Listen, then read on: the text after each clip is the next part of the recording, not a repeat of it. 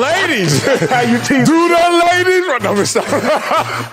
Welcome to Speak for Yourself. It's our turn, Acho. We don't look as good as them. We didn't sound as good as them, but we're going to get it going with my man, Acho. Happy holidays to everyone out there. Now let's get to our top story. Brought to you by some Popeyes, mac and cheese, Mac Jones. Which, Thai bar? You don't like that, Acho? All right, whatever. It's an improved recipe. Try the new spicy today. Cowboys host Washington Sunday night. And they already got some good news thanks to the 49ers loss. Dallas has clinched the playoff spot. They won 3 straight, but their offense is still struggling. Dak Prescott does not seem fazed, saying yesterday he's, quote, comfortable where we are, and more importantly, where we're going. Oh, he must got a blockbuster movie coming out. Acho, how much pressure is on Dak Prescott this weekend? Phil, all of the pressure, Dak. All the pressure's on Dak Prescott, man. Let's talk about the Cowboys. Let's have a comfortable, casual conversation. We got Christmas tomorrow, so we in the holiday spirit. I'm in the mood of giving, so I will give y'all the truth as always. Comfortable, you say? Yeah. What happened? 2.0 of the web series? Uncomfortable. I was just getting exhausted. Smoke. 3 weeks ago, Yeah. the Cowboys wide receivers were blamed for the demise of the offense, for the offensive struggles. Owner, general manager Jerry Jones, he came out and said it's the wide receivers. It's CeeDee Lamb, Amari Cooper, Michael Gallup. They're not doing enough. They're not where they're supposed to be when they are supposed to be there. That was 3 weeks ago, y'all. But what happened 2 weeks ago? 2 weeks ago, Dak Prescott, he got out of character. He said that he loved criticism. He lived for criticism. He was glad criticism is back. Well, realistically speaking, ain't nobody ever glad to be criticized. If you are glad to be criticized, that means you have done something worthy of criticism. So 3 weeks ago, you have owner and general manager Jerry Jones come out and say it's on the receivers. 2 weeks ago, you have star quarterback Dak Prescott come out and say he loves criticism. And then here and now this week, star wide receiver, 4-time Pro Bowl wide receiver, Amari Cooper comes out and he is venting about how he wants more touches. He loves that the team is winning, but he said the team is winning because of the defense. So from Jerry Jones, Hall of Famer, to Dak Prescott, face of the franchise, to Amari Cooper, perennial Pro Bowler, the team on offense is starting to unfold. The nucleus of all of this unfolding, if you will, the center point, the first atom, whatever you want to call it. Taco shell. It comes down to Dak Prescott. Oh, here you go. That's what it comes down to. Obviously, Dak is the blame for Dak's own criticism.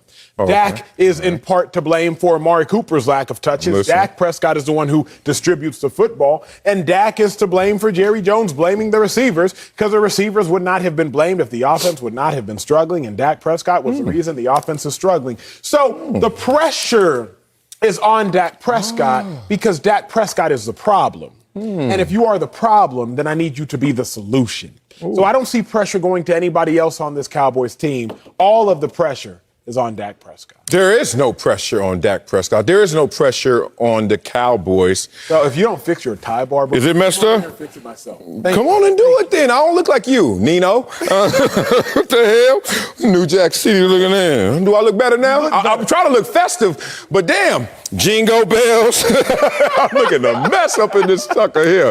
What is going on? This tie bar ain't made for this suit and this tie. There it is.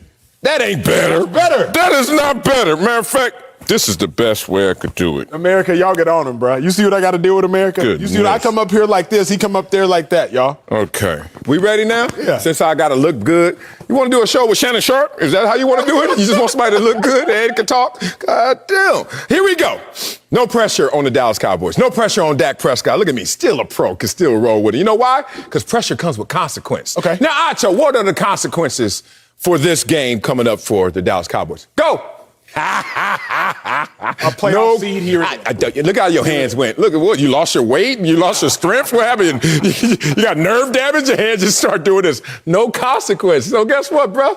No pressure. How you gonna cook something up like this and talk about the words of Jerry Jones and the words of Dak Prescott and the words of Amari Cooper? Talk is cheap, brother. Nobody give a damn about that. What you saying, because all I can see is what you're doing. And what the Dallas Cowboys just did is clinch a playoff berth. Second team in the conference behind the Green Bay Packers to clinch a playoff berth.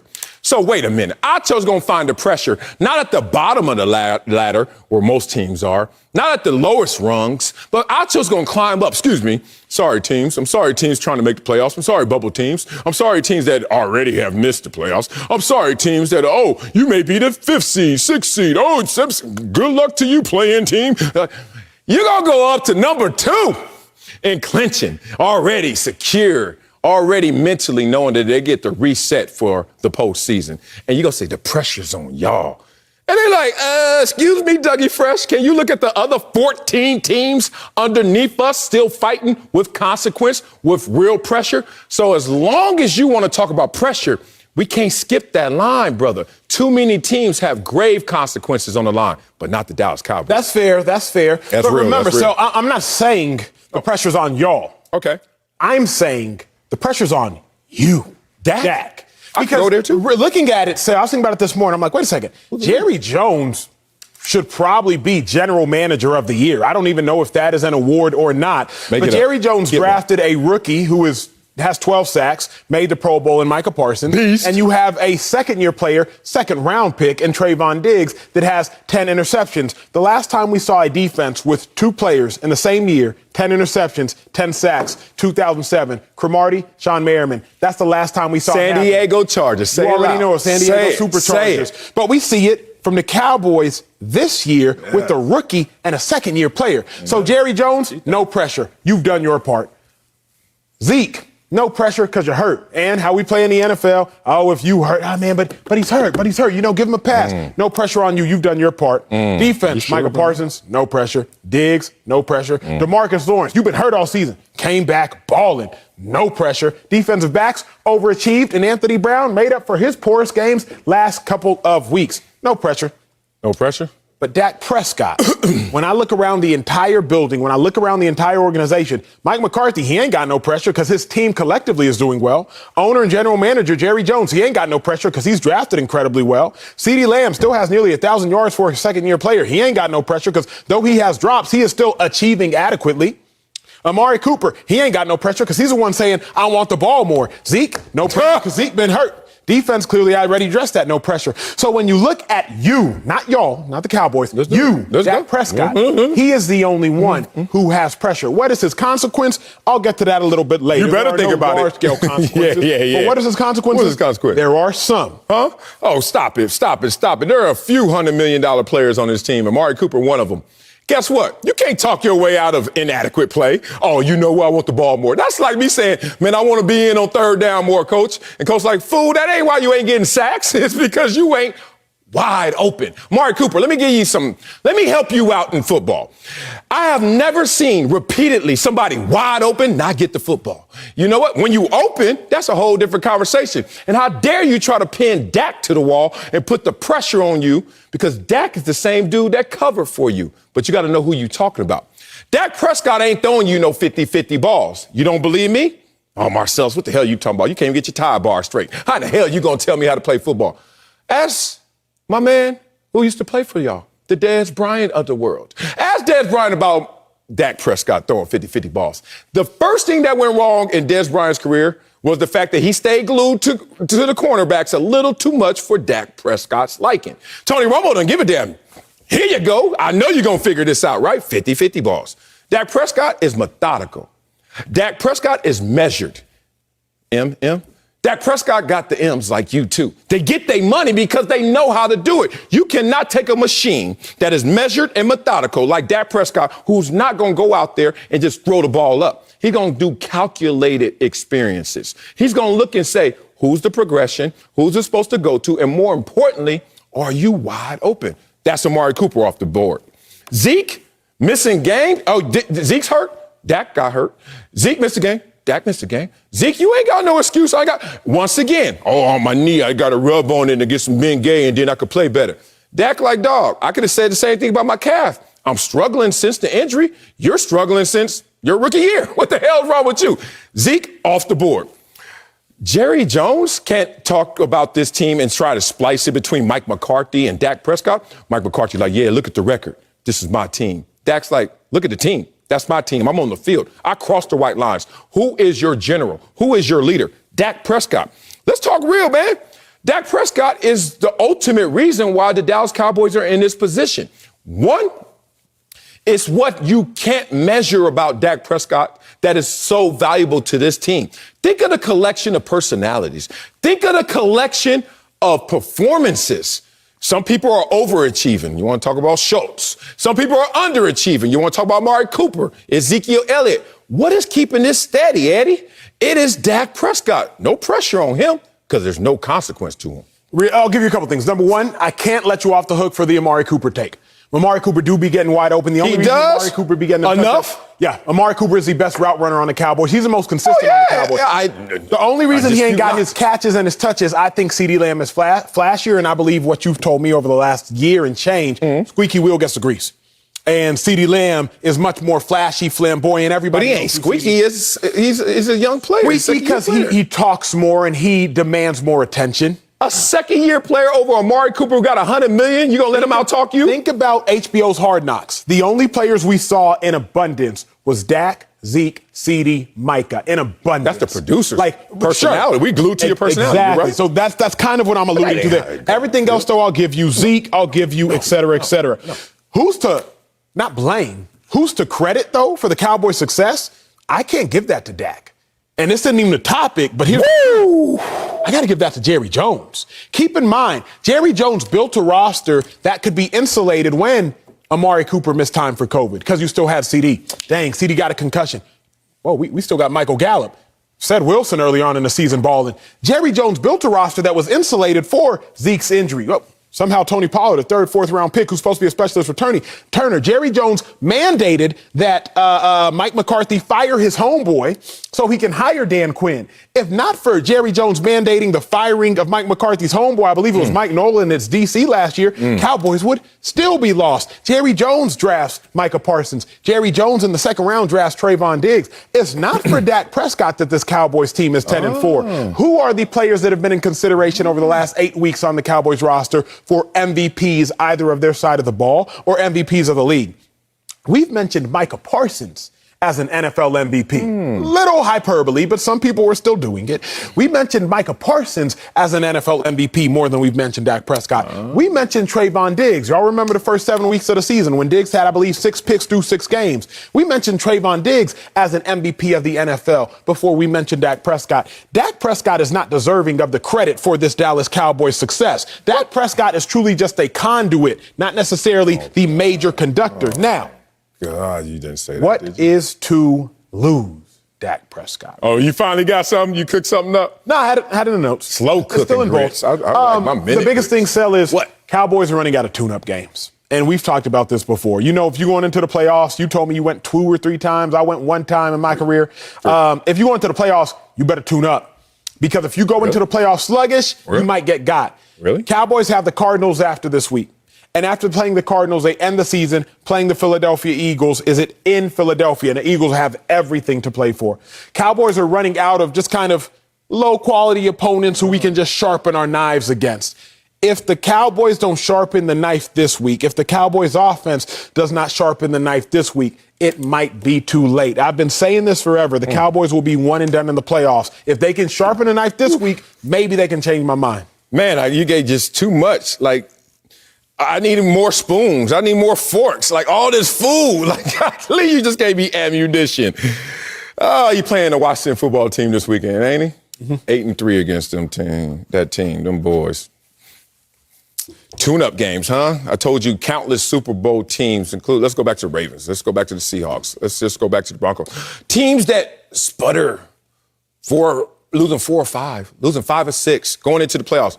Champs. But let's not do that. Let's also not do this. Say that Dak's not the leader of this team. What are they number 1 in? Total offense. What are they number 2 in? Scoring points. I love you, Trayvon Diggs. I love you, Micah Parsons. Y'all play offense? Y'all number 1 and number 2 on defense? It's this offense that led them to this position. Therefore, why have they sputtered of late? Because of Dak's slump. Why have they sputtered late? Because of the offensive struggles. One, they got their backup as a backup and running back when he needed to be the starter, especially because of injury. But I know he had his injury as well. Dak Prescott's a steady Eddie, big dog, and it's not personality driven.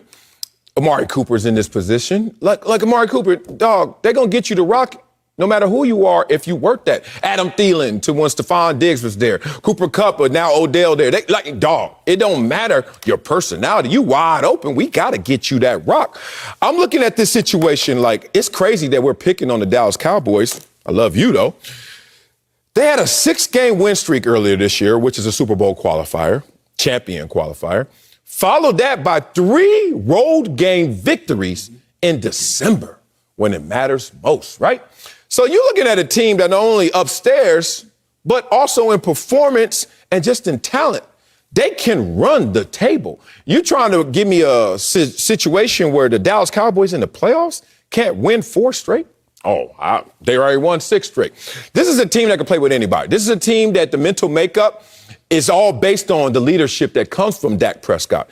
The only pressure would be on Dak Prescott is the fact that is everyone else going to live up to their billing so that I don't have to take all of this on my shoulders. But just like with Amari Cooper, when someone spouts off, when someone says something crazy, Dak going to always be the dude that takes it on the vest. Not on the chest, on the vest. Because he realizes you can't really get to Dak Prescott. Because if you dive deep into who Dak Prescott is this year, it's the best version we ever seen of Dak Prescott. You can try and go back to the rookie year.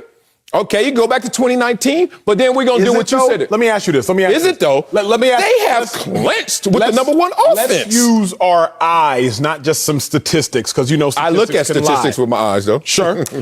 You watched the Cowboys 2016. Obviously, you've been an affinity. You've had an affinity for the Cowboys. I was covering them in 2016. Respect. I don't know that this Dak Prescott from start to finish is the greatest Dak Prescott we've seen over the course of his career. I'm listening. Like, he may have better gross numbers because there are more games. He may have better gross numbers because this team is leaning more on the pass game than it was the rushing game. Remember Dak Prescott's rookie year. Part of it. 1 rushing offense. I give you that. I don't know that this is the best Dak Prescott we've seen. That, to me, is a little bit of the concern. I'm not going to knock him. Clearly, he's not going to get an MVP vote this year. He got an MVP vote his rookie year, but everything's case by case. So this Dak Prescott is good. We've established that. But this Dak Prescott isn't great. And I just think that you need your quarterback to either be great or you need your defense to be supremely elite if you want to win that Super Bowl. Last year, Bucs defense supremely elite. Otherwise, Tom Brady's typically great. Ravens defense supremely elite. Eagles, Nick Foles in the Super Bowl, supremely elite. Seahawks Super Bowl defense supremely elite. Broncos defense when they beat the Panthers supremely elite. Cowboys defense isn't supremely elite, and Dak Prescott isn't so great. Whenever we talk Cowboys, I know we end up talking Super Bowls and whatnot, because that's all that matters for the Cowboys. You're telling on yourself. Why are you always thinking about the Cowboys and Super Bowls if they ain't good enough? Because it's the only thing that's relevant. Taste the soup. It's all that matters. What do you mean all that matters? All that matters to every other team that has worse opportunities than the Cowboys. Like, I know what you're saying. Like, we all trying to reach for this. But if I'm closer to you, you're not going to make me feel bad that I'm closer to you. I'm closer to what we're reaching for. There are 14 teams in the NFC alone that are farther away from what the Cowboys are trying to grasp. Only the Green Bay Packers are closer right now. Man, how can we put pressure on them? How can we put pressure on their leader? All I'm saying to you is whether Dak is the best version or not, we moved the goalposts on Dak. When we saw individual greatness, we said, where's the team success? Now we're seeing the team success. We're saying, where's your individual greatness? And more importantly, then people are going to say, where are your individual accomplishments? And Dak is like, look, bruh, I'm checking every box, including the most important. I'm in the highest paid ever. And he's the highest paid player in NFL history. I don't count Patrick Mahomes' contract. I think that's a bad contract. Guarantee you Patrick Mahomes gets that deal done again before it's over because he realizes that ain't it. $500 million in 20 years from now. Like, Dak Prescott gonna get that in like 4 more years. Point being, Dak Prescott has his team right where he wants them, in prime position. Green Bay, home field advantage, if that holds true. That didn't prove true last year to be an advantage for them fully, right? So if you're the Dallas Cowboys, you got to have the same confidence as the Tampa Bay Bucs last year. Even if we have to go on the road, it can still get us to where we need to go to grab that trophy that only one team right now is closer to. Coming up, we're not done in Dallas. Is trouble brewing? We'll tell you if Amari Cooper has a right to be frustrated, irritated. But first, Jimmy G, man, he got a rude awakening from the Titans last night. Boy, tell you what we thought of his performance next on Speak for Yourself. Now I'm gonna fix this time. Real. Celebrate Christmas with a boom. Fox Sports proudly presents a documentary tribute to one of football's most beloved figures. The Colts, the broadcaster, the video game. All Madden premieres tomorrow on Christmas Day at 2 Eastern on Fox. So, Acho, what does John Madden's legacy mean to you? Man, you know what John Madden's legacy means. It means Madden. Hey, sports. That's what it means. It means that game. It means growing up 8, 9, 10 years old on the sticks, playing my brother, crying. My brother whooping me. And I'm just sitting here playing, just trying not to get skunked on the sticks, man. The impact that John Madden had on the game of football, literally, the actual game we play, and the game of football from a electronic standpoint, life-changing. Life-changing, man. One of my favorite moments ever is just playing Madden. 95 was my favorite. I remember being in college, countless hours just sitting up there running backwards and then hitting that pass. Oh, my God. Then you fast forward, Gannon. Oh, God, respect to all those things. He's the greatest translator of the game, I think, in history, just because he kept it simple for all people out there to go and understand it while knowing more than most. Let's get to last night's game, and the 49ers were clicking in the first half with a 10-0 lead. Then it all fell apart. Jimmy Garoppolo, come on, man. Threw for over 300 yards, but he finished with 2 interceptions, including one in the red zone and another that led to a Titans touchdown. 49ers are now 8-7, weird, and are hanging on to a playoff spot. Acho, what did Jimmy G's performance tell you? Man, his performance told me that he's the Grinch.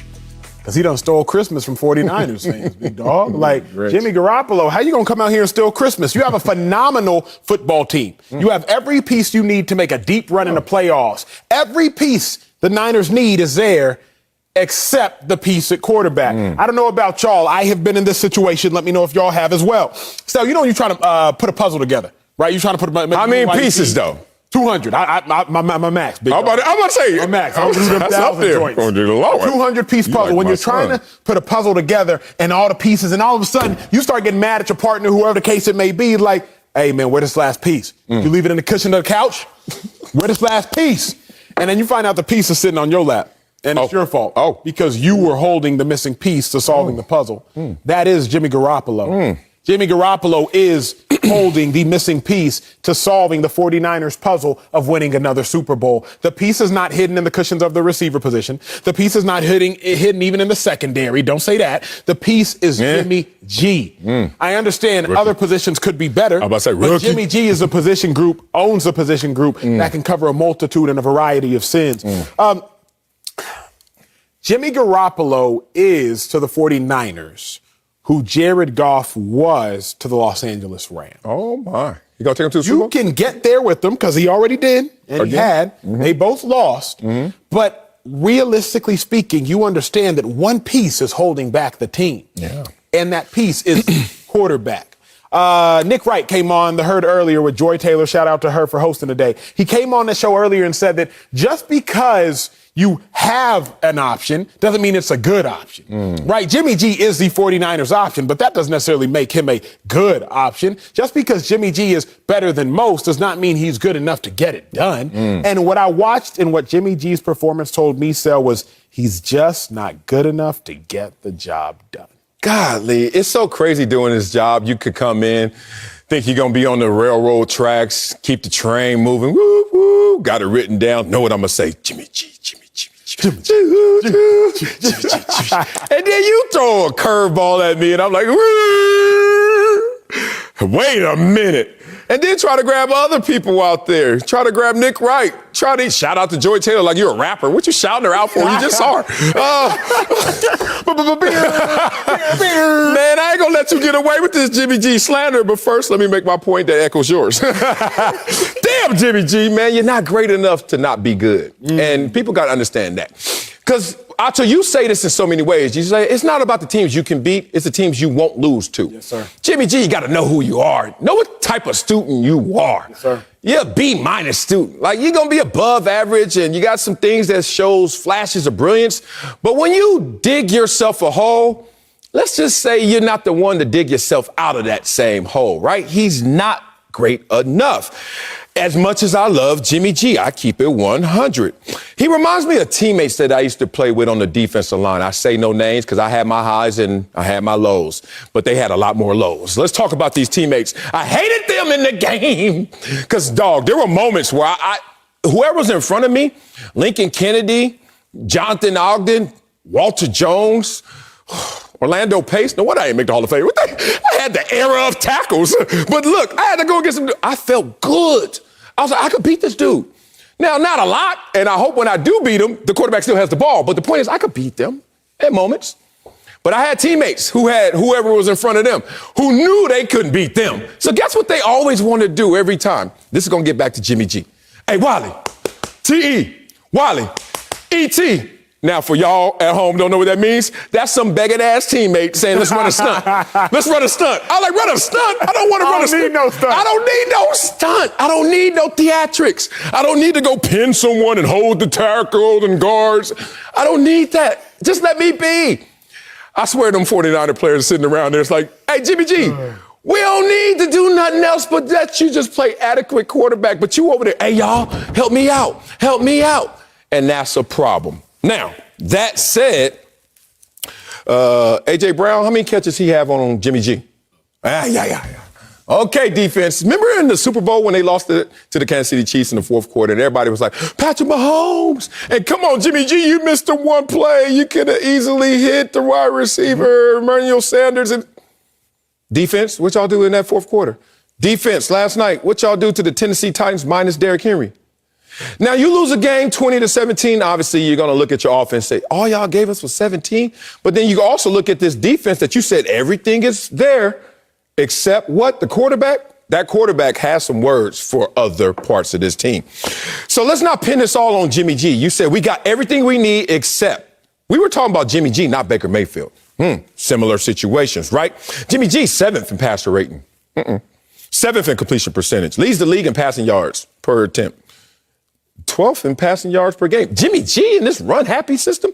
Jimmy G was balling before this moment. Now, his balling is relative. It ain't Tom Brady, it ain't Aaron Rodgers balling, but it's still balling. What needs to happen for these 49ers is they need to have the mindset that they're forced to have right now, which is back against the wall, Jimmy G included. But last night, his performance told me, oh, he'll dig himself a hole, and he's not going to be great enough to dig himself out of that hole. So, Jimmy G, you got to stay consistently good because you're not great enough to not be good. That's perfect. Perfectly said. I think that Jimmy G, he's low risk and low reward. That's who he is as a quarterback. Good point. He's a low risk, low reward quarterback. You can win with that. The problem is if a low reward quarterback ever takes a risk and does not succeed, a la throws a pick in the end zone, throws a pick high on a dig, then all of a sudden he cannot overcompensate because, again, he is low reward. So the reason I was so frustrated with Jimmy G last night is because 14 was the magic number. You score 14 points against the Titans, you were going to win the football game. Titans offense has not scored over 14 points in the last 4 games against teams not named the Jags. And even against the Jags, they only scored 20 points. So if you scored 14 points against this Titans team, you were going to get the job done. Jimmy G, you go up 7-0. You have the chance to go up 14-0. I got you. You have the chance to go up 14-0, and then you throw a pick right there in the end zone. Next thing you know, it's only 10-0. Next thing you know, it's 10-3. Next thing you know, it's 10-10. Next thing you know, you're done. Why is 14 that magic number? Because if you go up 14-0 against a team with Ryan Tannehill at quarterback and Ryan Tannehill's worst year in the last 3 years, not necessarily a totally down year, but Tannehill's worst year in the last 3 years, they are not built to come back. That's not what the Titans are built to do.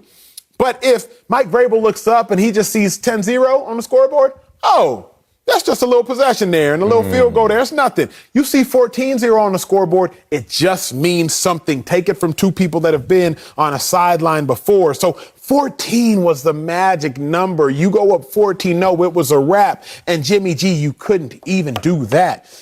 We rarely ever can say that one player lost the game. You know this. 22 players on the field at a time, 53 on a roster. It's not just one play. Coaches say that all the time. That's a lie. Hell yeah. One of the greatest lies a coach will ever tell you all is that one play and one player did not lose a game. Yeah. One play and one player lost a game yesterday. It was Jimmy Garoppolo. He didn't mean it this He game. threw 7. He threw away 7 points when he threw the pick in their end zone, Then he throws another pick, which leads to another 7 points. That's 14 points right there in a game where the opposing team only scored 20 and it was decided by 3. That's a 14-point swing. You gave away 7 and you sacrificed 7. It's a 14-point swing. I can rarely say one play and one player lost a game, but Jimmy G lost that game yesterday, Marcellus Wiley. And if I'm a 49ers fan, I'm sick because I know I have to have him at quarterback, but I don't necessarily want him at quarterback. See, now we got to disagree. Damn, we ain't got enough time to be really arguing up here, but let's do it. That was only Jimmy G's third game throwing multiple picks, so let's not act like that's who he is typically for this team. Worst passer rating we've seen from him since week 7. There's 2 things I want to highlight. One, Jimmy G didn't lose the game by himself. I know what you're saying. Coaches lie about that all the time. But when they are telling the truth, it's really one play. Scott Norwood missing the field goal in the Super Bowl. You make that field goal, we win. You know that, right? No time. That's that. You can't say you lost us the game and then we have equations with it. There's no equation when you just missed the kick and we lost it. There's no equation when you in Music City Miracle. Hey, dog, who got contained? Who's man? Who did have contained? I'm not going to say his name on here. I think it's Sam Rogers, my boy. Here we go. I don't know. I got to watch it again for the 900th time. But let me see this. Let me give you my last point before we get out of here. What lost him the game was a moment. And Jimmy G was a part of that moment, throwing that second pick in the second play of the second half. You know what? First play of the second half, I should say. Why? The timing. Bill Belichick mastered something that we all saw but never took notice and never acknowledged. That the series before the half and the series after the half are the most important series in terms of like your mentality, mental makeup. And Bill Belichick robs teams 14-point swings all the time just because he's like that last drive and the one coming out, right? Jimmy G, when you're coming out the locker room, you got to know what your team is. You got to know your personnel. You got to know where their psychology is. You got to know where the mindset is. We're up 10. We got a team that's already wounded, undermanned. Let's just get rid of them. Let's not give them any motivation, anything to fight for. And Jimmy G threw that pick. To me, that was a moment, but I still don't think that's a Scott Norwood moment for them because they gave up 20. To the Tennessee Titans. You said it was 14 was the number. Defense got to look in the mirror as well. But scoot over, because Jimmy G in the mirror already. Coming up, Lamar Jackson might miss his second straight game. Tell you if the Ravens need their superstar to win the AFC North. That's next on Speak for Yourself. Ravens have a huge AFC North matchup against the Bengals on Sunday. But reports say Lamar Jackson is not expected to play after missing another practice today with his ankle injury. You hear my voice? Tyler Huntley is expected to get the nod for the second straight week as the starter. Good for you, young man. The Bengals are favored by 4.5 points according to Fox Bet Sportsbook. Acho, do the Ravens need Lamar Jackson to win the AFC North? No, sir, they do not. But realistically, the Ravens are going to be very hard-pressed to win the AFC North regardless. Now, here's why I don't think they need Lamar Jackson to win the North. What Tyler Huntley lacks in ability, he makes up for in surprise factor. You and I have talked about this plenty of times. When you haven't seen a player play much, and Tyler Huntley, we saw him start against, I believe it was the Chicago Bears when Lamar Jackson was out, and then we saw him start last week. When you haven't seen him play very much, then you can't prepare very much for him. What makes players great is not only their ability, but their inability. Last time I dropped this on y'all, that went over some heads, so I will say it again. What makes players great is not only their ability, but your inability. Either you are unable to stop them, or even what you do to stop them, they can excel beyond that. That's what makes players great. Hell yeah, it does. What will make Tyler Huntley succeed in this situation is defense's inability. I think defenses will have an inability because of their lack of preparation. Tyler Huntley went out there last week and did something Lamar Jackson hasn't even done. 2 passing touchdowns, 2 rushing touchdowns, same game. Came out there in his second start ever, 2 passing touchdowns, 2 rushing touchdowns, 288 total yards. So I think the Ravens will be just as fine with Tyler Huntley over the next 3 games as they would have been with Lamar Jackson. Not because Tyler Huntley is as good as Lamar Jackson, but because what Tyler Huntley lacks in ability, he will make up for in surprise factor. Oh, man. friendly fire right here. I just feel the shots coming. Because you answered this question with such emphasis that you didn't even recognize and put respect on Lamar Jackson's name and the shots that this question is taking at him. That is true. If y'all gonna do anything for real, y'all need Lamar Jackson. That's what we should have started off with, saying, like, hold on, put some respect on his name. But then you backed that up and supported it and said you went over people's head before and you're gonna do it again. And then gonna read off some stat line like you gonna impress me. Child, please. 2 rushing touchdowns, 2 passing touchdowns, 288 yards, something that Lamar Jackson hasn't done this year. You know why? Because Lamar Jackson said, let me set NFL history and do something better than that. 4 passing touchdowns, 0 interceptions, and 400 yards passing. With 50 yards rushing, Colts Week 5 NFL record. A little better than that, what you just read. That's my point. Y'all, let's not take shots at Lamar Jackson like he doesn't. Forget what he does on the field. Forget what he means in terms of intangibles. Just know this about Lamar Jackson. He's more than the numbers. Lamar Jackson is more than the numbers when they're good, and he's more than the numbers certainly when they're bad. Let's talk about it. Because when they were good, when he won the unanimous MVP, people were still taking shots at Lamar Jackson in terms of his impact. Oh, he can't win in the playoffs. Oh, he can't come back in the fourth quarter. Well, this year he had 4 fourth-quarter comebacks. This year, Lamar Jackson set an NFL record for performances. This year, he's on pace to have a career high in passing yards per game. Blah, blah, blah. We know Lamar Jackson is great. But how? It's because of the stress he puts on a defense, especially in preparation. Let's talk about it, Acho. You got 2 tests. One test, you get an A. The other test, you get an A. One test is the test that, oh, my God, I got to stay up all night, all day. Sir? Can't even call back my homegirl. She ain't your homegirl for real. Can't call her back because you got to get this test handled, right? That's Lamar Jackson. The other one, you got an A, but you're like, you know what, man? I know that. That's conventional. That's what everyone else is. Traditional quarterbacks out there.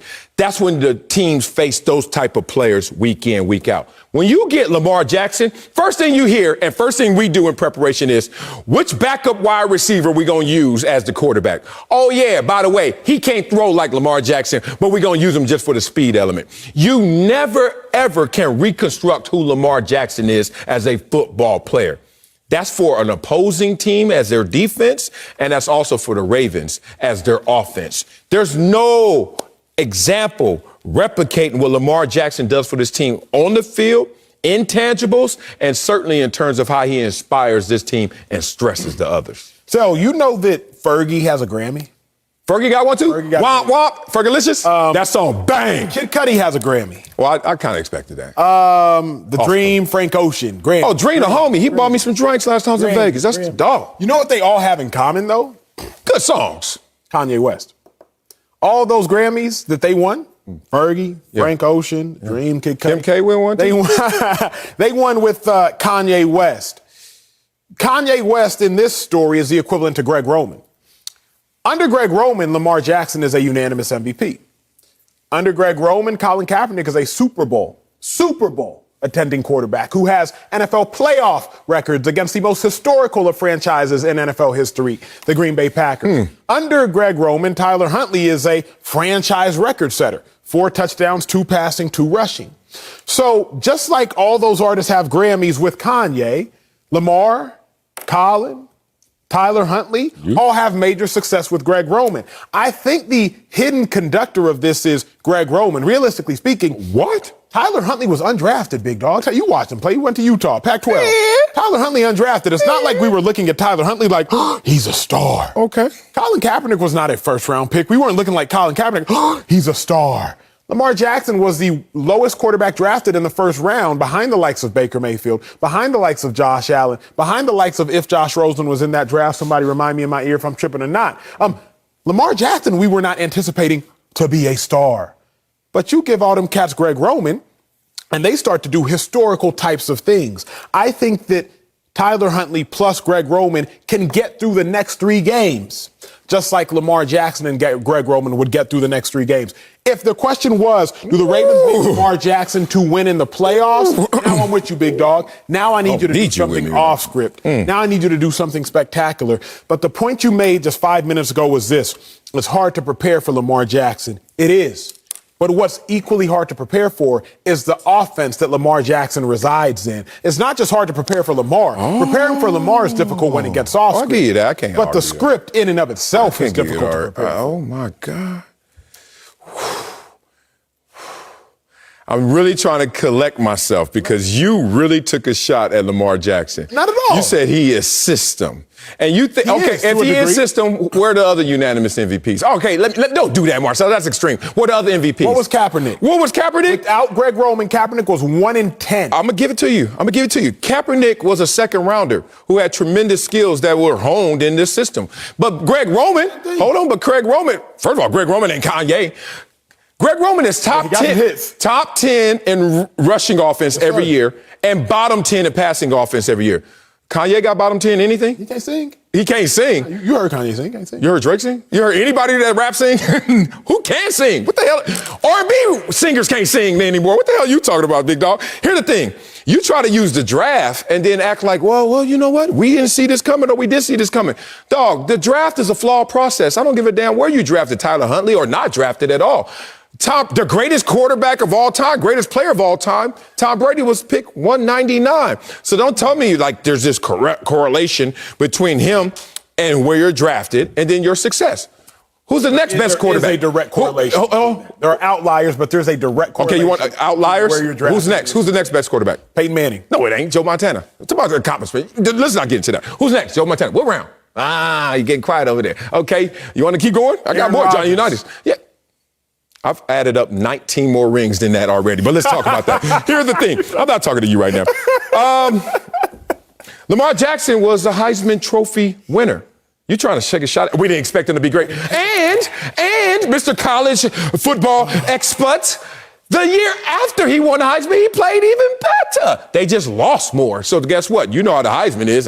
We can't give it to you. Sir. So, yeah. And we didn't see Lamar Jackson coming. You only didn't see him coming because you didn't expect it. Just like you didn't think Cooper Kupp could be good, too. Telling yourself. You need an uncomfortable conversation with yourself. That's your problem. Here we go.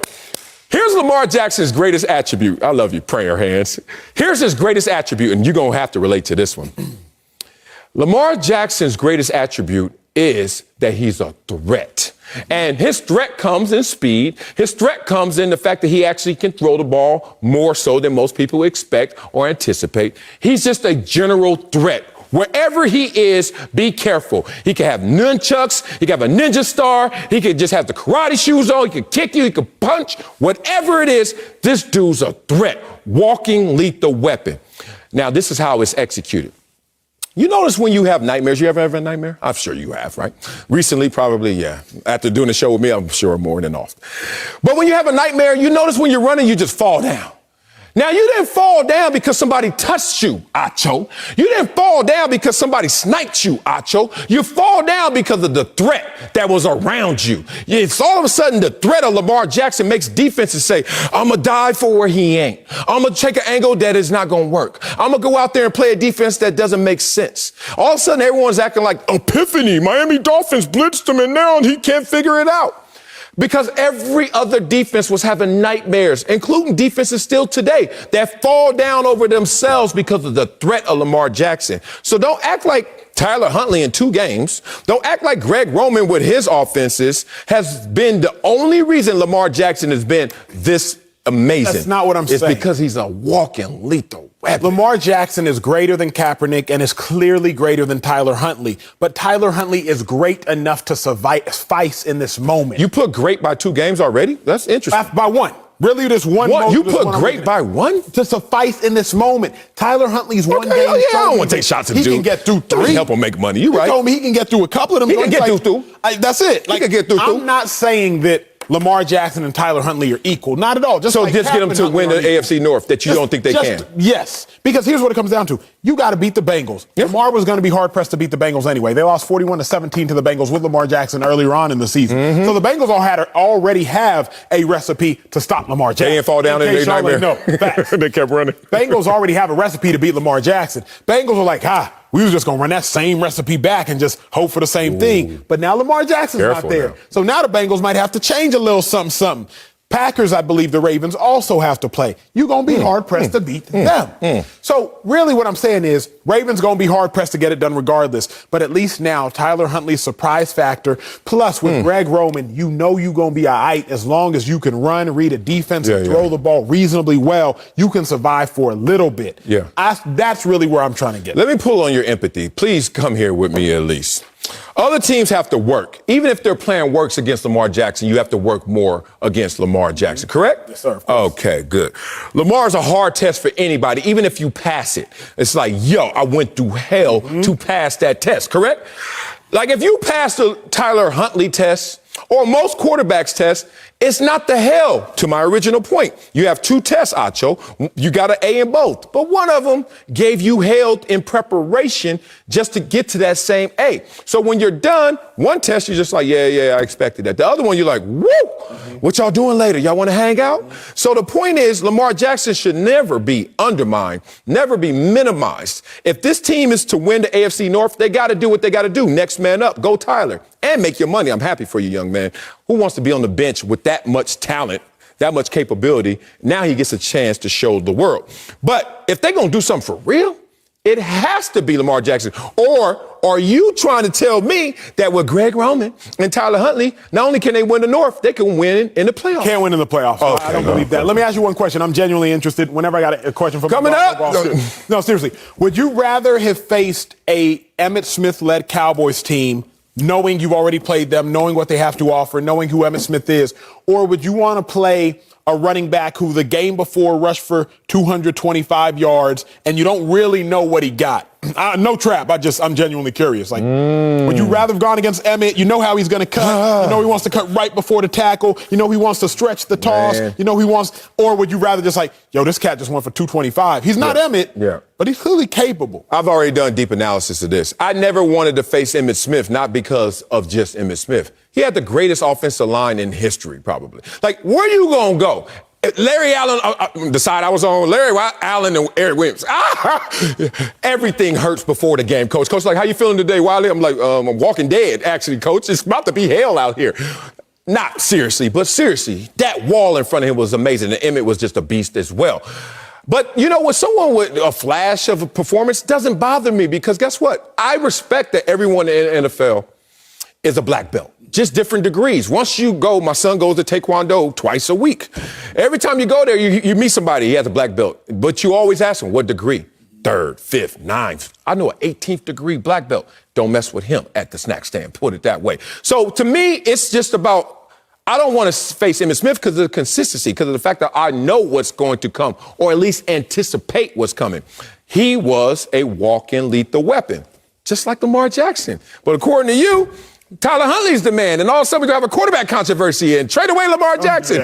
Coming up with Acho. That's what we're going to do next break. Staying in NFL, Christmas Day, Terry Bradshaw is giving away a house on the Fox Bet Super 6 app. Scan the QR code right now. Enter your picks in the Christmas special contest featuring the Browns and the Packers. Then opt in to the house giveaway sweepstakes for your chance to win.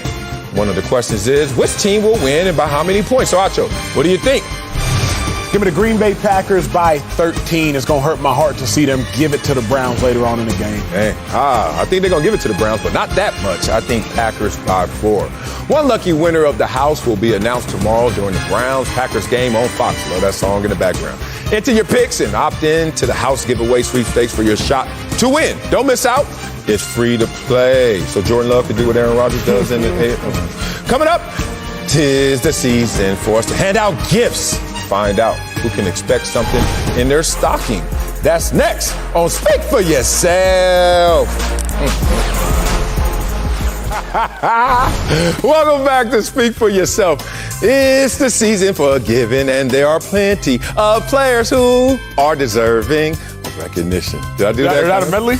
Was that a Christmas medley? I ain't got no piano in front of me on Instagram like somebody I know. So we're handing out gifts to those that are most worthy. Acho, who's getting your first gift? And my first gift has to go to Carson Wentz. And Carson Wentz is a gift that keeps on giving. So let's be real. My dog Carson Wentz, I don't even want to cover him up. I want y'all to give him some love. Carson Wentz Over 23 touchdowns, 6 or fewer interceptions. Only players on that list, Aaron Rodgers, Kirk Cousins, phenomenal company. But beyond that, has the Colts in the playoffs. After starting off 1-4, here the Colts are having won 7 of their last 9. 7-2 over the last 9. Beyond that, keeps on giving because the Eagles' second-round pick, which they gave up for Carson Wentz, converts to a first-round pick because of how much time he has played. So Carson Wentz, my best gift. God, should I be Scrooge right now and take a There's no shot to take. You said phenomenal company at Kirk Cousins? Good company. All right, whatever.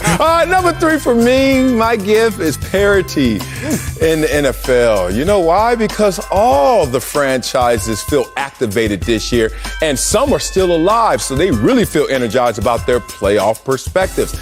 So many teams out there really feel like they got a chance to go out there and win it all. Think about it, Acho. Like, even at the top, if you look at Green Bay, you look at Kansas City, you can see the holes. You can see the ways that you could kind of build your confidence if you're another team in the playoff situation. So a lot of franchises, a lot of fans, everyone's activated this year. All right, Acho, who else is getting the gift this holiday season? Yo, Micah Parsons. Micah Parsons, Cowboys rookie record. Micah Parsons. Look how you look at that Carson. Like, why we together? Yo, Parsons is fucking Carson like that. Micah Parsons, 7th in the NFL in sacks. Micah Parsons, a full-fledged beast at the edge. Complete dog. I cannot wait to see how his career unfolds. I'm very interested if the Cowboys continue to utilize him properly. If so, he will not only be a gift this year, he'll be a gift to the Cowboys franchise for years to come. I can say this, and I can say this honestly. Oh, man. He already better than me, and he ain't even done with his first year. He already done smoked me. 12 sacks already as a rookie? As a rookie playing on the line, it looks like you're on the 405 trying to just get past cars. And he is just handling this with such ease. Okay, let me go to my guy, Kevin Durant. Here you go, KD. What do I get the man who has it all? Y'all think KD is... friend. Y'all think he's a Scrooge. Oh, no. This is the most normal man in all of sports. Because if you take a shot, he takes a shot back. And you know how he shoots. He doesn't miss. I love that about Kevin Durant. Everyone always walks up to you with this backhanded compliment.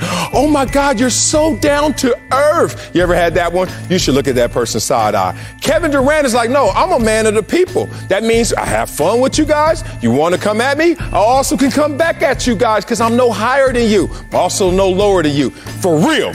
I'm giving Kevin Durant a big gift. So, he clowned an 8th grader on social media. Why was he on social media in 8th grade? He ain't made it yet. He ain't got to his goals yet. Parents, how your kids focus? KD shoots at people if they don't even shoot first. They just be driving, chilling. Oh, straight boy. Hey. How you shoot? It's a breakaway. It's a breakaway. Just take your shot. All I know is Kevin Durant, this is how I want my sports stars to be. Just level playing field. Rude. Like, mean. You mean a person? Like everybody else. People taking shots at you. What are they? Rude, mean. So why? He got to be above that, unless you think he's above people. Oh, got you there. All right, Acho. Who gets your last gift? Who's your number 1? My last gift goes to who your first gift went to, the National Football League. You re-gifting what I gave him? Nah, here's how I'm giving it to him. Nobody want that parity, gift. but because they got through 2 seasons with COVID, man. Oh, yeah. 225 games have been played through Thursday night's game we just witnessed yesterday. And somehow, some way, middle of not just the domestic pandemic, but a global pandemic, the sport which we all know and love, the sport which literally owns one day of the week. Only one? Sunday, now Monday, Thursday, Tuesday with COVID. On Monday? Thursday, yeah. Well, who owns Monday if the NFL does? Yes, I mean, you know what I'm saying? They own Sunday. They own Sunday. Yeah, they stole that. NFL, man, y'all a gift. Stole that from the church, didn't they? God, the NFL's a piece. Even the pastor sometimes be like, all right, y'all, no more collection, please. Kickoff is coming. All right, here we go. My number 1 is Tom Brady. Be real. The ultimate giver keeps giving. Not only to me and that personal kid he sent me. I'm going to keep mentioning that. That caught me off guard. But more importantly, Tom Brady, just think about this. All the teammates Tom Brady's had over his career and the 7 rings he's won with those same teammates. Do you know, think about it, Acho, they all get together, the Tom Brady reunion.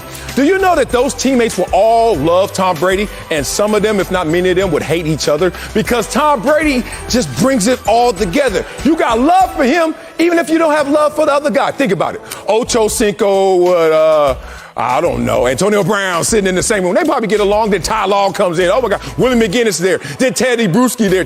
Like, it's just too many cast of characters. Tom Brady. That, to me, is for real Santa Claus. He just keeps giving out all the love. So, can we establish what's going on in this here? Y'all stay on this jib. I'm like, Kevin Durant is yelling, "Hey, Carson, you trash." Michael Parsons looking like, you're kind of bad, though. And Tom is like, keep me out of it. Keep me out of it. Yes. Welcome to the love of sports right here. And even Michael Parsons said, "Hey, I get my 13th sack right next to you." All right. Coming up, everyone's not in the holiday spirit in Dallas. Did you get that? Oh, yeah, that was strong, too. Merry Christmas. That's a great strong. We'll tell you if Amari Cooper has a right to be frustrated with the offense. That's next on Speak for Yourself. Pretty cool. Cowboys have won 3 straight games and have clinched a playoff spot. But it's not all great in Dallas. Offense is struggling, and Amari Cooper said, quote, "We're not really as explosive as we should be." He also voiced his thoughts on not getting the ball enough. Take a listen. It's very frustrating, but, that's not something that I can really control, you know what I'm saying?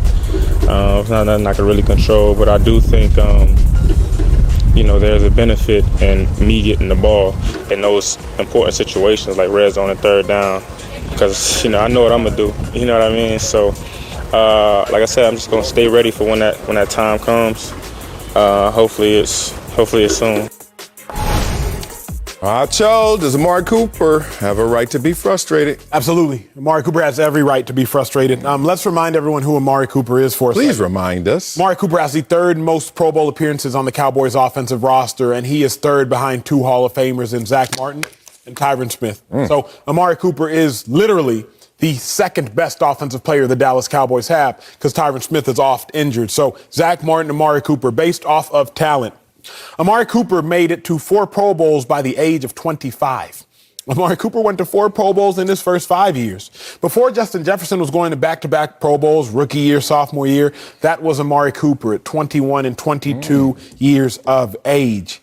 Yet somehow, some way, Amari Cooper has less catches than Dalton Schultz. Tight end Dalton Schultz. Dalton Schultz is not Travis Kelce. Dalton Schultz is not George Kittle. Dalton Schultz is not Tony Gonzalez. Yet, Amari Cooper has less catches than Dalton Schultz and only 30 more yards. I get it. Dalton Schultz has played 2 more games than Amari Cooper, but ladies and gentlemen, that is irrelevant. We are talking about a Pro Bowl wide receiver and a tight end.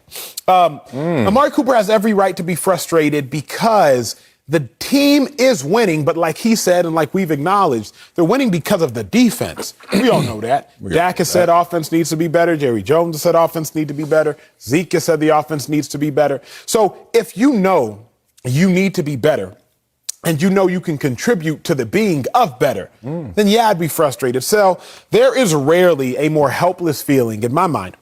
Rarely a more helpless feeling in life than when you see something is going wrong. You know you have the ability to fix it, and powers that be are not allowing you to fix it. I don't know if, you have been, I don't know, when you're in your household or whatever the case may be. Say you're sick. Say, I know this has happened, surgery, back surgery, and you're in the NFL. And you are with your family, you're with your friends, significant other, whoever the case may be. And it's like, I know how to do that. I just can't do it. And there's no more helpless feeling in life than when that occurs. That's Amari Cooper right now, man. He's watching and he's like, we have 3 touchdowns in our last 30 offensive drives. I know how to do it.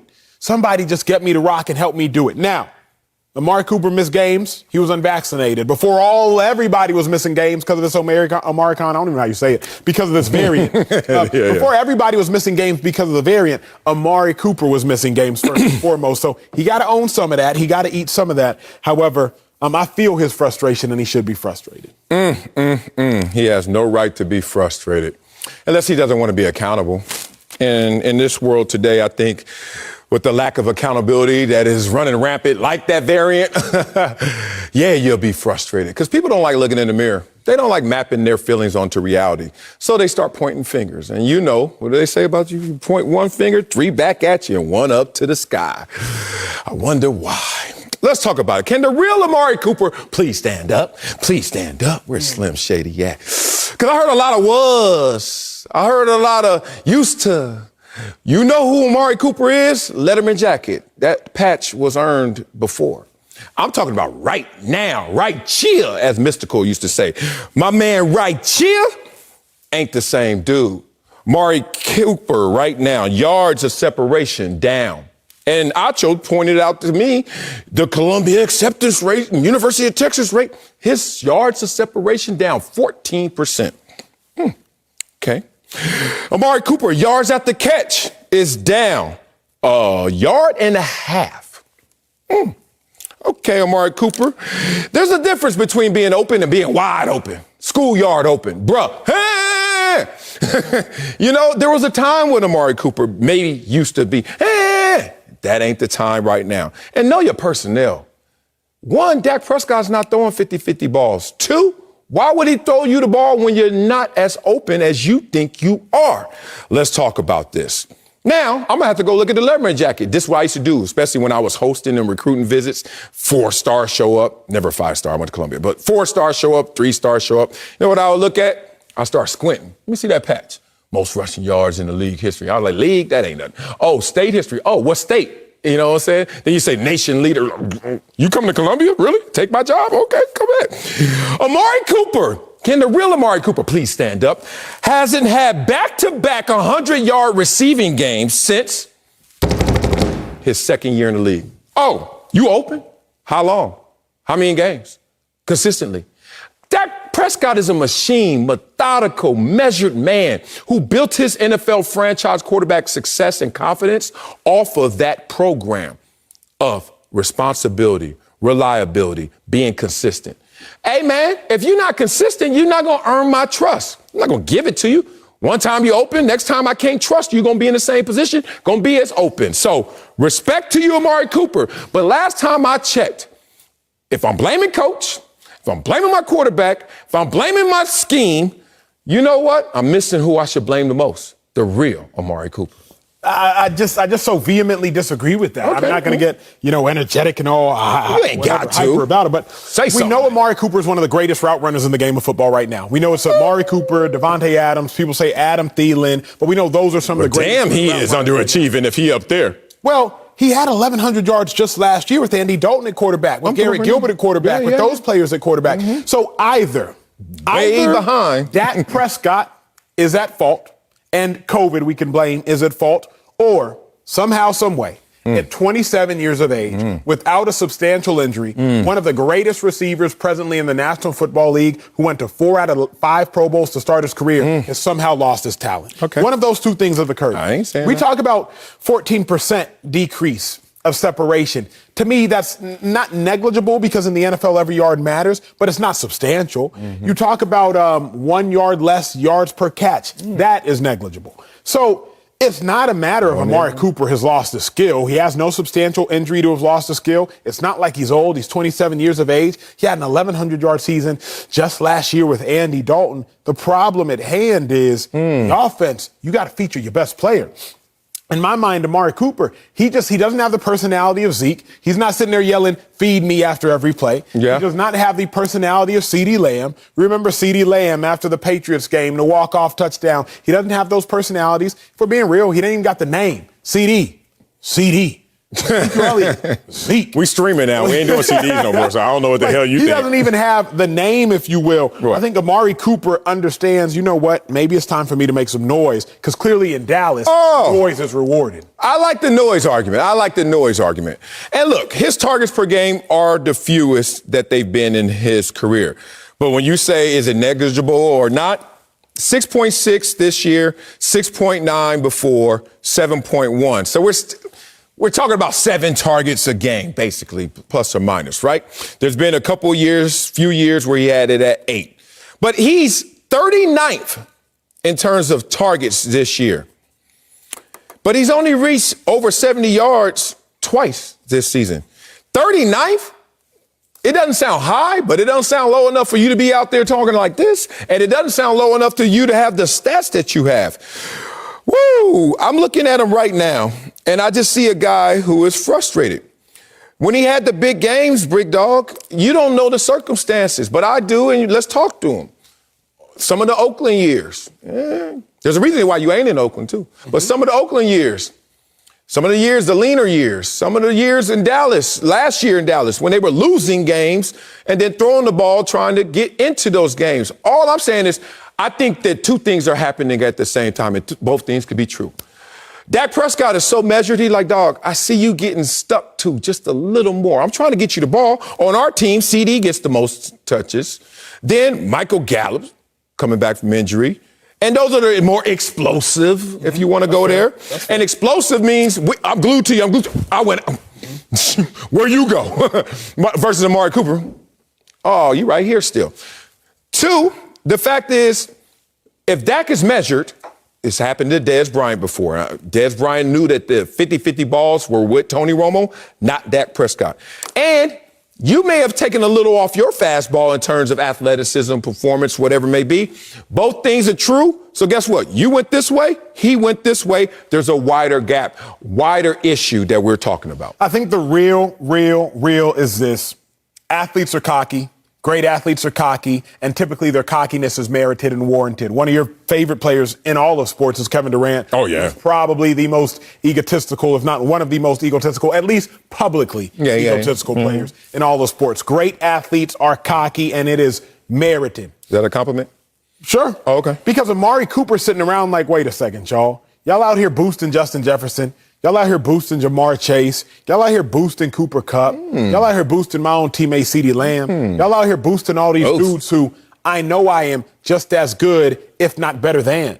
I know I had 1,100 yards last year with Andy Dalton as my quarterback. Meanwhile, Devontae Adams has Aaron Rodgers. I had 1,100 yards last year with Dalton as my quarterback. Meanwhile, Cooper Kupp has Matthew Stafford. Like, I think Amari Cooper is just sitting here frustrated privately, and he would never say this publicly, but he might. Let's go.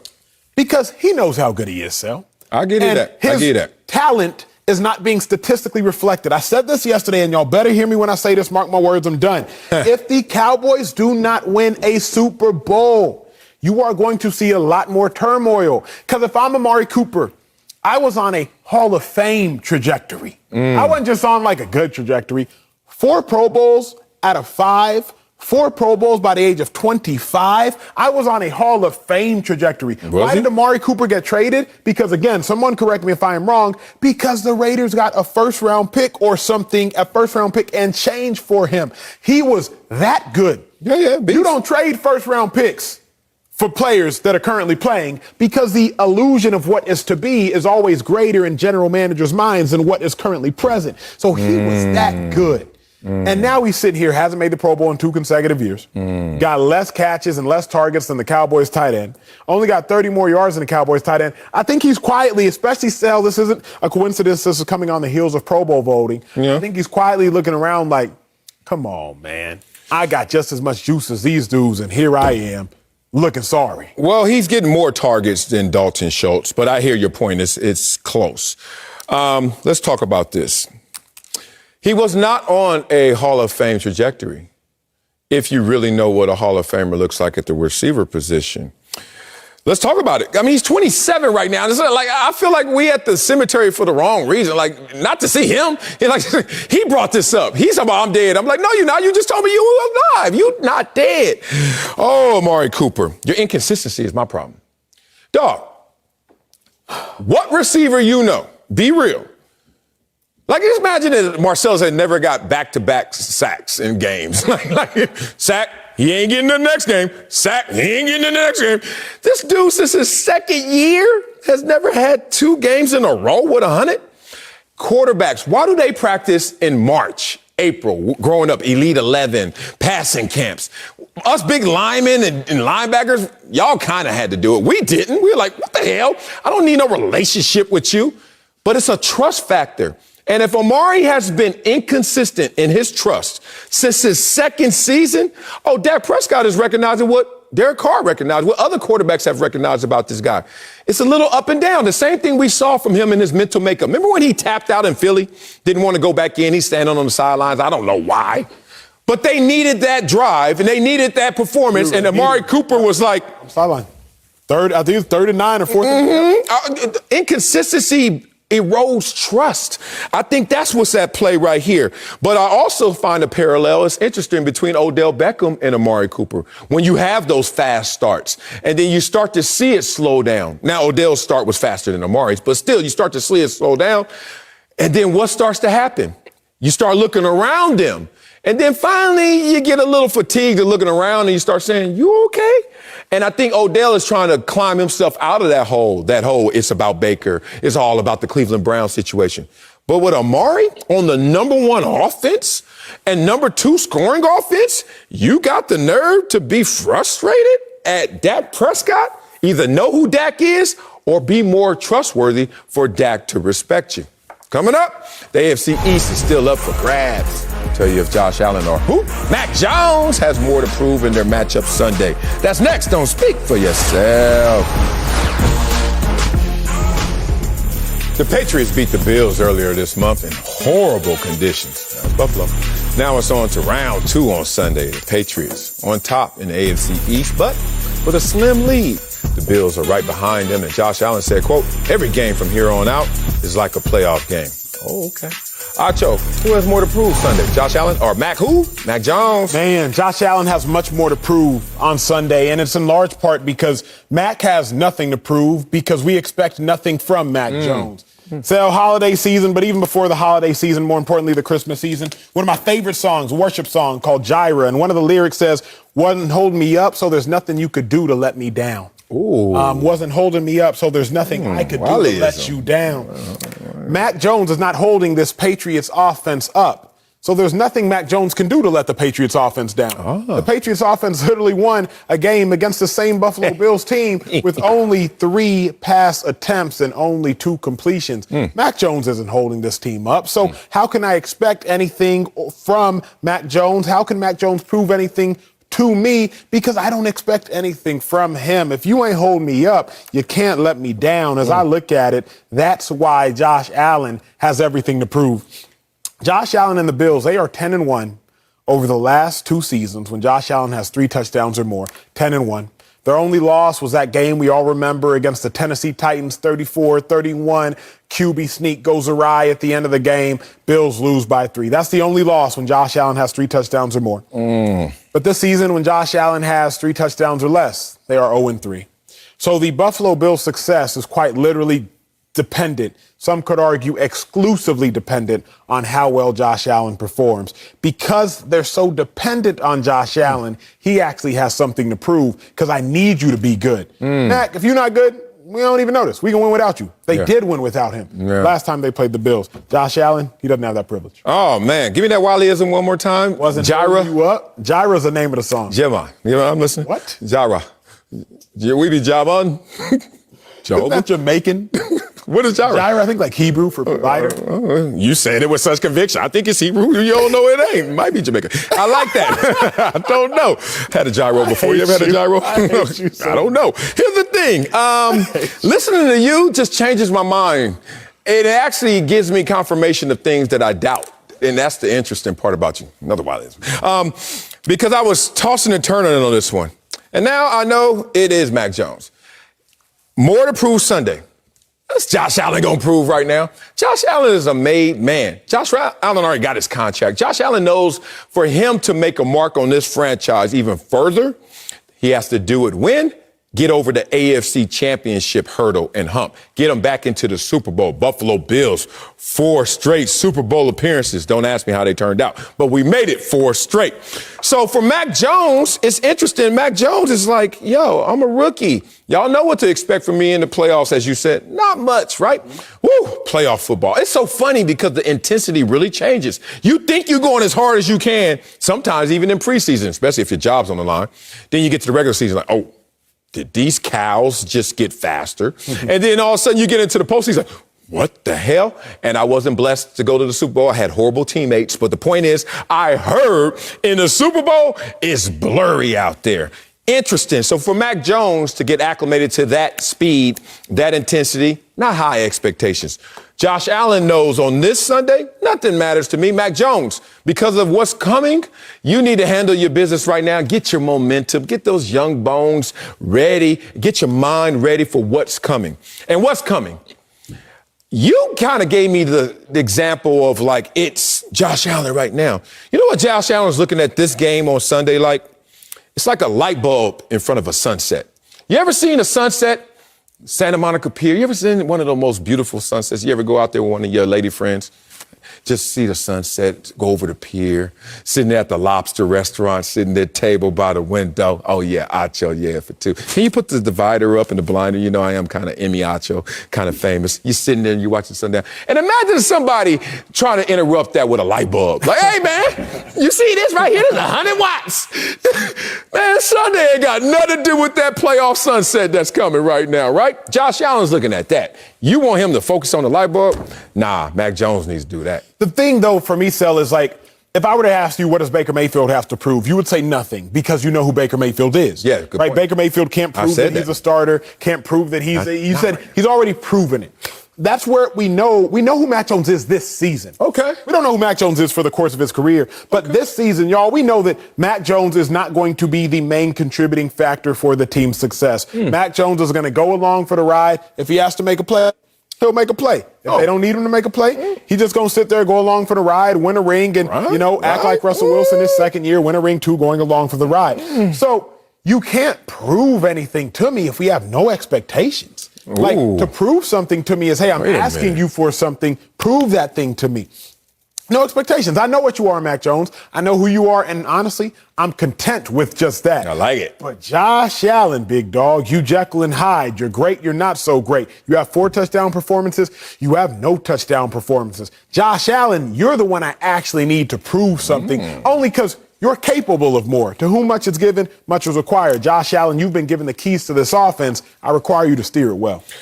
Yeah, I hear that, and I'm not going to be mad at that. But Josh needs to stay up, where Mac Jones needs to get up to that level, right? So I know that the Buffalo Bills lost the first outing, and they need to obviously balance that out. But more importantly, if you talk about head-to-head matchups, you talk about quarterback to quarterback, there's so much distance between Josh Allen, in part because of how long he's been in tenure, than Mac Jones. And Mac Jones knows what's coming, something he's never seen before, something that Josh Allen has had success in. Coming up, it's Christmas time in the desert tomorrow. Oh, I thought Hollis Queens. We'll tell you if the Cardinals or Colts need to win. That's next on Speak for Yourself.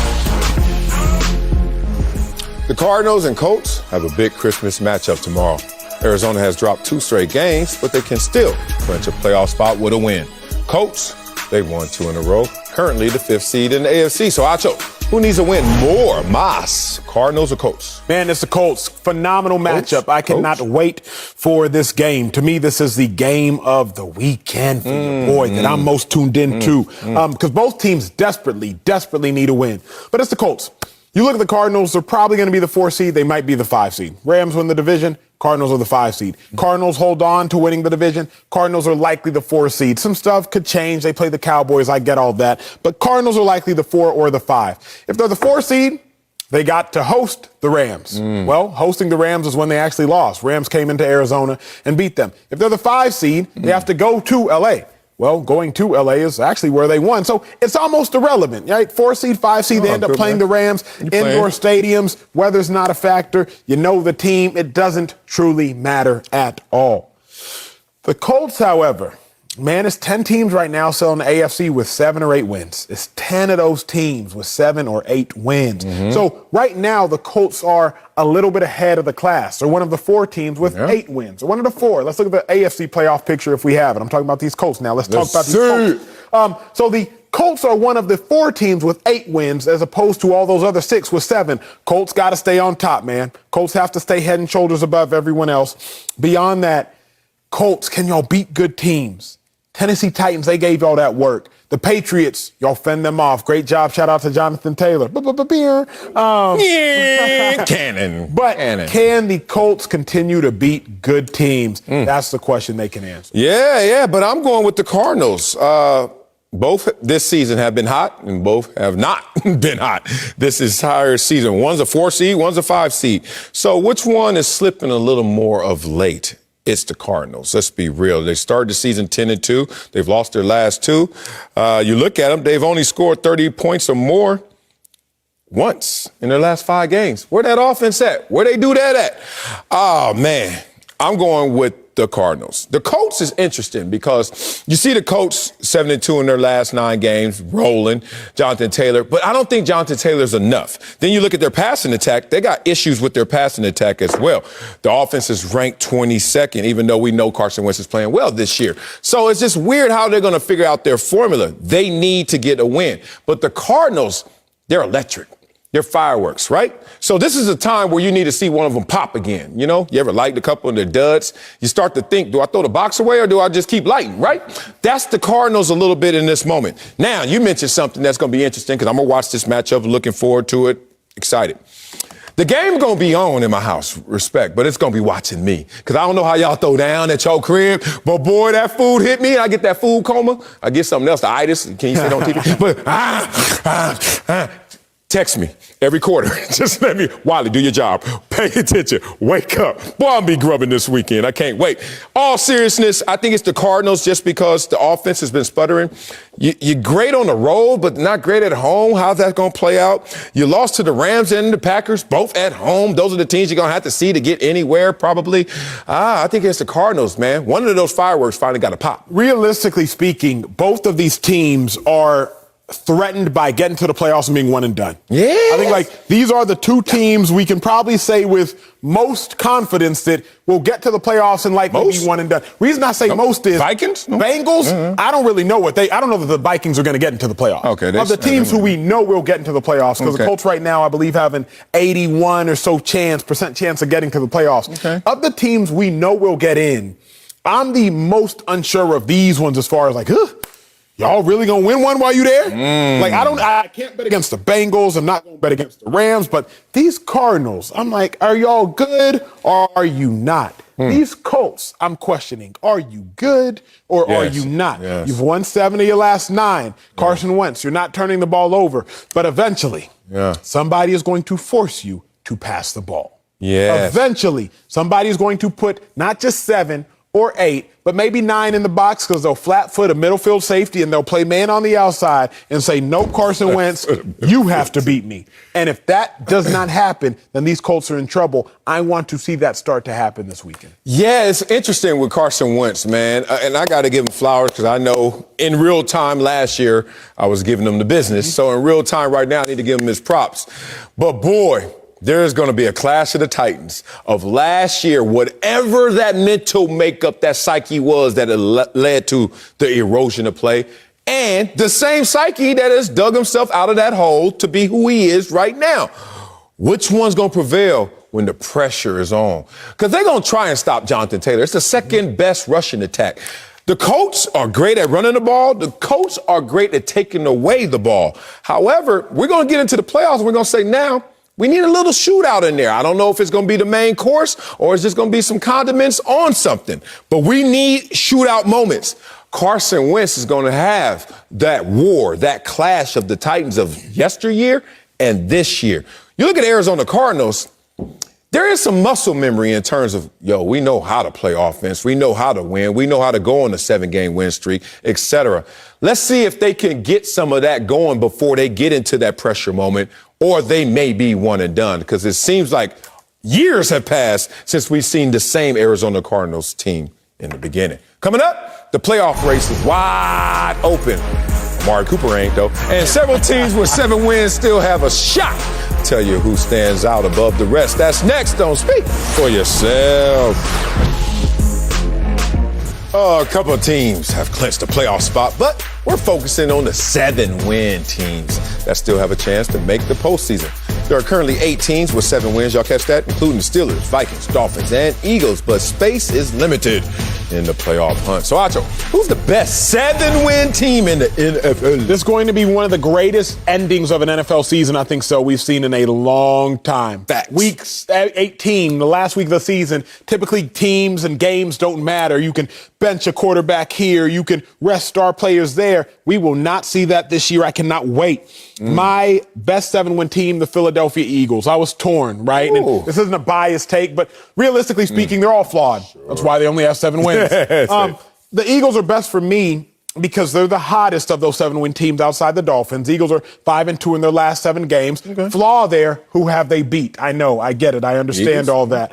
However, their defense in this last streak since week 8, second in points per game in the NFC, second in yards per game in the NFC, first in rushing yards allowed in the NFC. So they are my pick for best 7-win team, but the Steelers are up there with me. I'm excited to hear what you got, man. Oh, let's talk about this. I have the New Orleans Saints, the city I can't stand, but boy, kind of like they 7-win team right now. Hottest team, 5 out of 2, or the team that won 2 straight? We ain't got to do all that like 3 out of 5. Like they won 2 straight. Like you don't like fractions? I mean, actually I did like fractions, ratios, proportions, all that kind of stuff. The common denominator, the homie numerator. Let me stop. All right, let's talk about this 7-win team Saints. The only thing I don't like is their quarterback situation. I don't know what I mean. Jameis, no, you're not? Okay. Taysom, Gadget, man, Trevor, stop. So, we're talking about 7-win teams. This is what you got to think of. You can't out-zig the good teams, all right? You can't outplay the good teams. So, you got to know how to zag when they zig. Yep. And guess what you can do with a quarterback that is different, unconventional, suspect? You can zag when other teams are zigging. And what can the Saints do? They can neutralize your quarterback. Let's talk about it. Oh, these Saints. You know the Bucs are leading the league in scoring, 29 points a game, but not when they face the Saints, averaging only 13 points a game in their 2 matchups, including Tom Brady, who threw 3 picks in those 2 matchups and just 4 picks in the other 12 games. Brady? What's going on? Ask Aaron Rodgers about the Saints. I know people act like it was last year. It was week 1 this year, y'all. What did the Saints do to Aaron Rodgers? 3 points, homeboy. That's it. Turned the ball over as well. I look at them neutralizing the other team's quarterback, especially the best quarterbacks. So if you can zag when they zig at your quarterback position and play good defense and neutralize the other team's quarterback, you got something there. I like the Saints. I wanted to go Saints with you, but remember, Taysom Hill, COVID this week. So you're starting Ian Book, rookie quarterback from Notre Dame. Great player in Notre Dame. Is Ian? Gosh, you're so annoying. Like I heard of him. So Ian Book is starting. That's the only reason I couldn't put them in there. For me, the Steelers, though, of all the 7-win teams, can make the most noise. No, go, how? Mike Tomlin. 14 straight seasons, no losing season. My guy. Somehow, you're playing 17 games this year, NFL. You no longer can go 8-8. Sorry, Jason Garrett, you're out of luck. 17 games, you can't go 8-8. But somehow Mike Tomlin, with that tie in there, is still going to more than likely avoid having a losing season. Yeah. Remember, of all these 7-win teams, the Steelers have beaten the Titans and the Steelers have beat the Ravens. The Steelers are the 7-win team that at least has beaten good teams out there. They've beaten the good teams, right? Oh, but there's a stat right here that says 7-win teams versus winning teams. And I see the Steelers here. They're 3-4 against winning teams. Hit you with my Denzel clap, my James Worthy clap. But there's a team higher, that's 4-3. The only 7-win team with a winning record against winning teams, I said it like that, homeboy, are the New Orleans Saints. Now, fix the city so I can come through and kick it with y'all. Coming up, I'll have a final word as we get closer to the holiday weekend. That's next. Heartfelt on Speak for Yourself. Acho! Merry Christmas, man. My dog, welcome back. Well, Acho had to go. I was to go get my gift. Good luck in this LA traffic. So I'm here by myself to hold it down. What a final thought during this holiday season. Oh, it's the season of giving. So let me hit y'all with a Wileyism that gets us through this holiday season. To give is to get. Yes, let's all give some love to everyone out there. Share it with your family. Share it with your friends, and I'm blessed enough to share it also with you fans who have rocked with this show. Speak for yourself. Now, let me tell you what it really means. Speak for yourself while respecting others. That's the way we display the love on this show, Emmanuel Acho and I. And also all the co-hosts before me, as I'm the co-host killer, and all the people that rock with us through the exact same process. Happy holidays to you guys. You know me, I got a huge family. Can't wait to see all the little ones as I try to sneak into the room and hide those gifts. They can listen for the shaking. Yes, Santa's in the building. We all know how it felt when we were young doing that same thing.